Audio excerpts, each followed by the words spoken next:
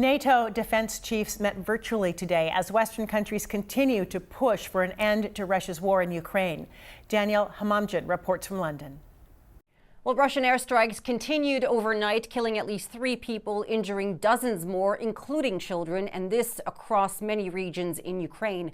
What every Ukrainian will tell you is that these are not the actions of a country or a man who wants peace. While it certainly seems like the U.S. president is in a hurry to arrange this meeting between the Ukrainian and the Russian leader, Moscow isn't showing the same sense of urgency. In fact, Sergei Lavrov, the Russian foreign minister, again talked about this morning, and what we continue to hear are these vague, non-committal statements, such as that this should be a gradual process, that the level of representation and seniority of delegates should progress with each round of talks.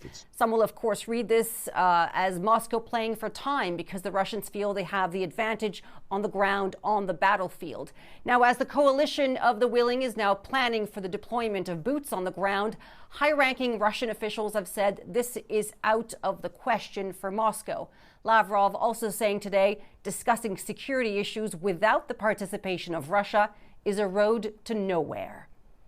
Danielle Hamamdjian, NBC News, London. And joining us live now to discuss is retired 4-star Army General Barry McCaffrey, also an NBC News military analyst. Thank you, General, for being with us tonight. Good to be with you, Joyce.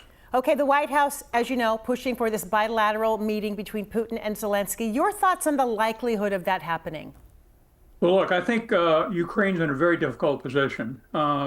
President Trump has taken away much of the negotiating power we have. He said already in public, look, they're not going to be in NATO. They have to consider swapping land, meaning giving up additional sovereign territory. He has played around with the reliability of us providing ammunition and support. The good news is the European powers, the EU, have stepped forward. They are considering directly putting peacekeeping forces on the ground and trying to sustain a ceasefire. Both sides are in bad shape. The Russians are savaging the civilian population, and more importantly, they're continuing very ferocious attacks on the ground in anticipation of some sort of peace negotiations. So it's difficult to see how this turns out. I think, though, Mr. Trump has put our prestige and power on the line and left Ukraine out in the lurch. In fact, Trump and Putin both saying a ceasefire really isn't necessary. They want a peace deal, while Zelensky obviously wants a ceasefire first. I'm curious, what if Zelensky does make some territorial concessions, as Putin and Trump are basically calling for in this peace deal that they're asking for? What happens if he does that? Well, of course, on the face of it, it's in violation of the Ukrainian constitution. It requires a referendum to agree to give up sovereign Ukrainian territory. I was an arms control negotiator with the Ukrainians years ago. They're very proud people. They are not Russians. They have a different cultural and political background to the nation. I think most of us realize at the end of the day, Ukraine will never get Crimea back. They're unlikely to get back the elements of Donetsk and other regions that the Russians have already captured. So at some point that'll come into play. But the first purpose of all this is get a ceasefire and stop the killing of Ukrainian civilians and the grinding down of the Ukrainian army. Do you think that that's something that is going to be possible when you assess the situation of the war right now? I mean, can Ukraine hang on to any of its territory? Because it seems the Russian offensive is as active today as it was on day one. Well, it's a difficult situation, no question. My personal belief is that Russia cannot, despite their putting their entire economy on a war footing, despite massive wastage of manpower, 800,000 some odd killed and wounded in the Russian armed forces.